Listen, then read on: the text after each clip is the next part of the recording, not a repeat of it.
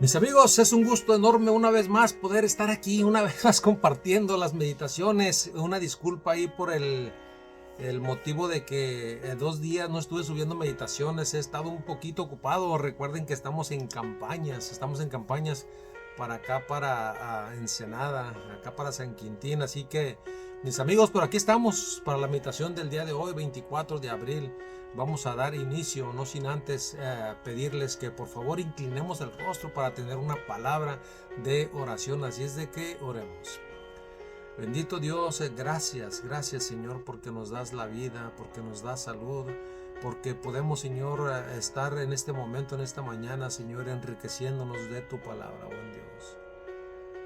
Danos del alimento espiritual, Señor. Permítenos poder seguir consagrando nuestras vidas, Señor, y entender que no podemos caminar, Señor, sin ti. Ayúdanos, Señor, para fortalecernos cada día y hacer siempre lo justo y lo correcto delante de tus ojos, buen Dios. Cuida a nuestra familia donde quiera que estén. Suple todas sus necesidades, buen Dios. Acompáñanos pues en esta mañana. Lo rogamos y lo pedimos en el nombre de Jesús. Amén. El Padre sabe.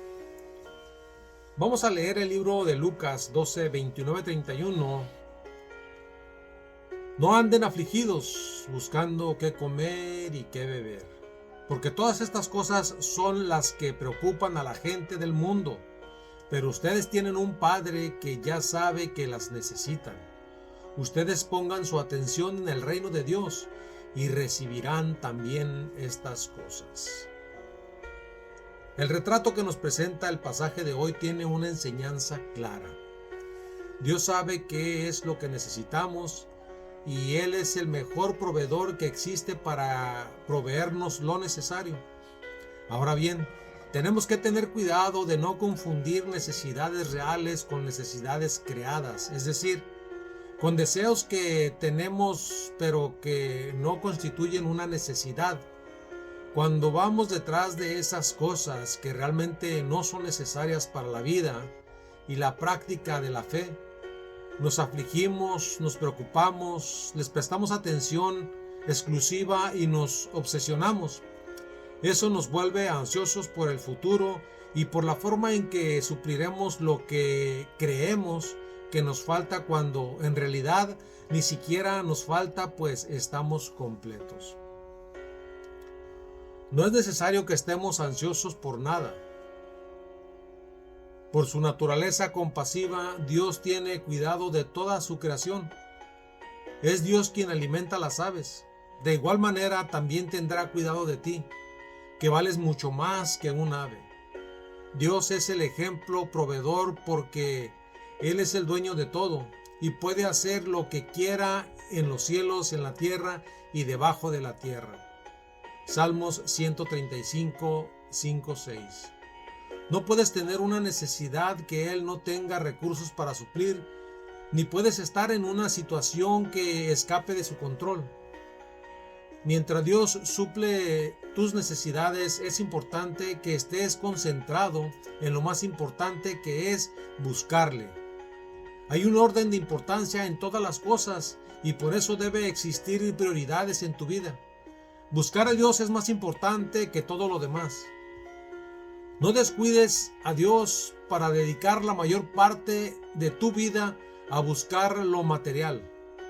Esto es lo mismo que perder lo mejor que buscar algo simplemente bueno.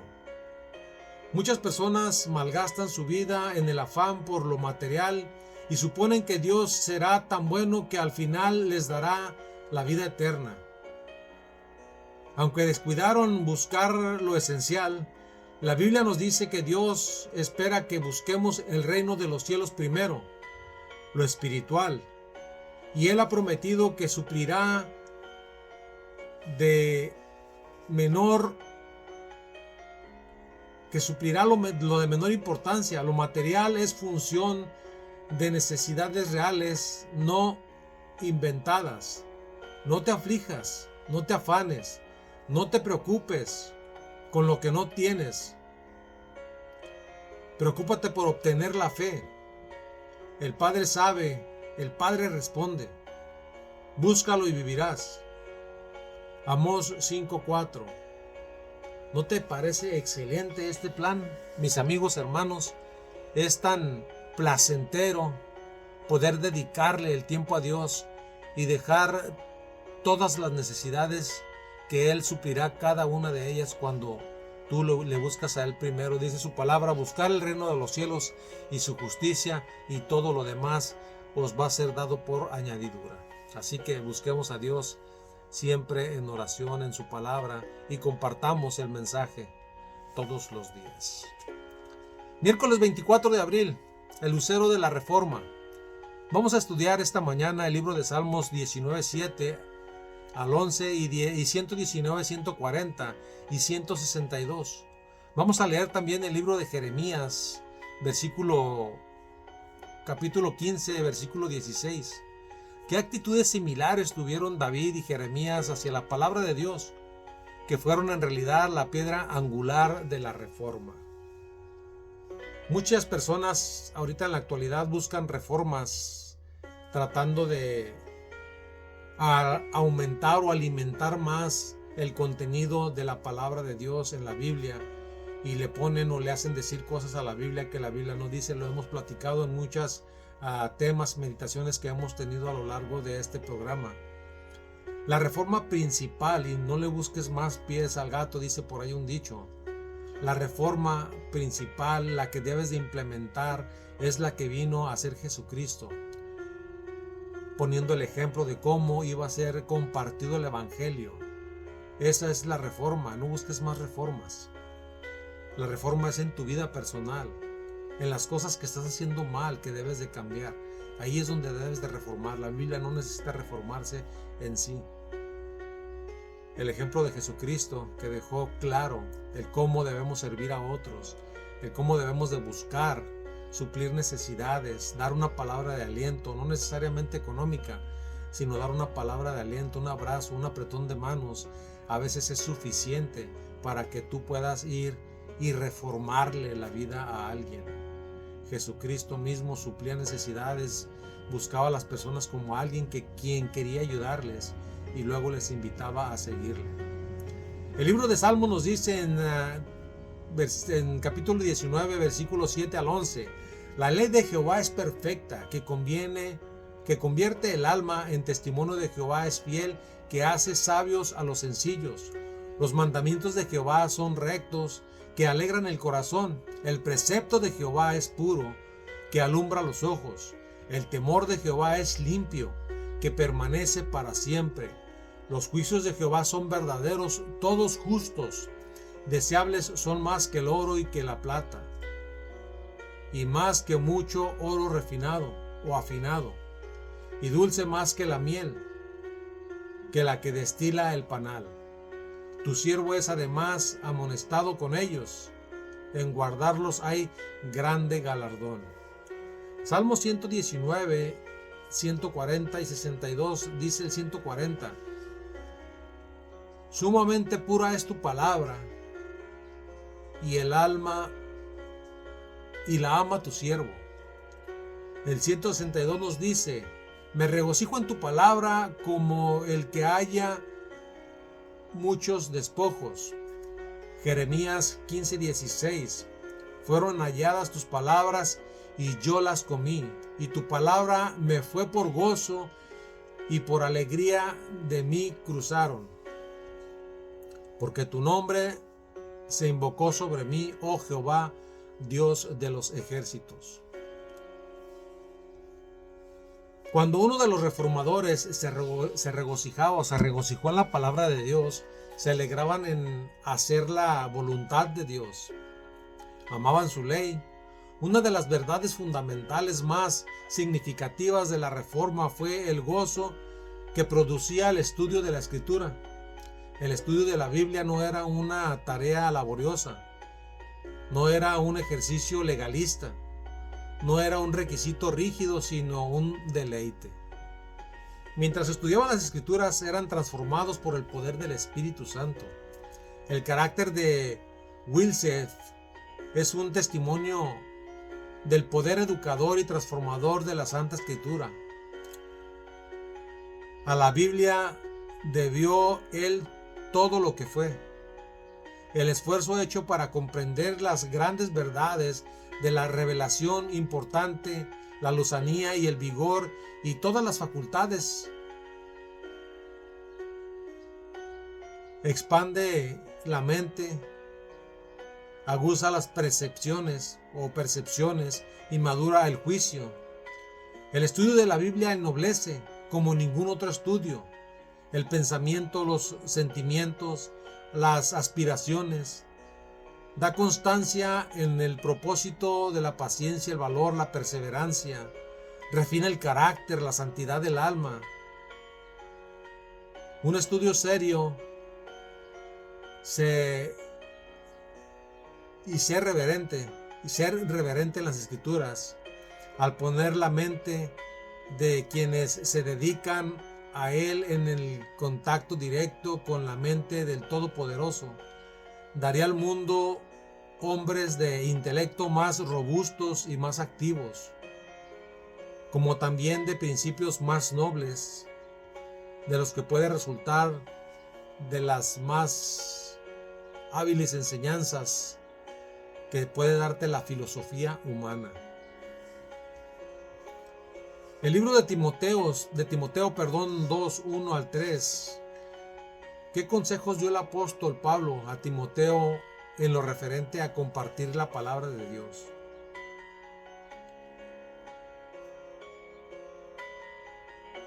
Tú pues, hijo mío, esfuérzate a la gracia que Cristo en Jesús.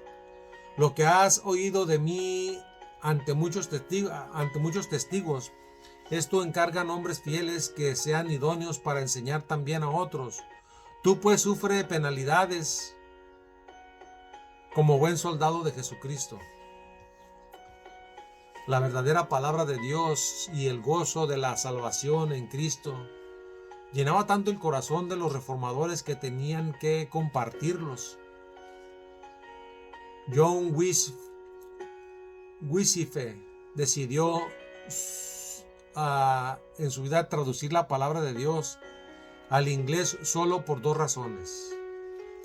El Cristo viviente lo transformó mediante la palabra y el amor de Cristo lo motivó para compartir con los demás lo que había aprendido con otros.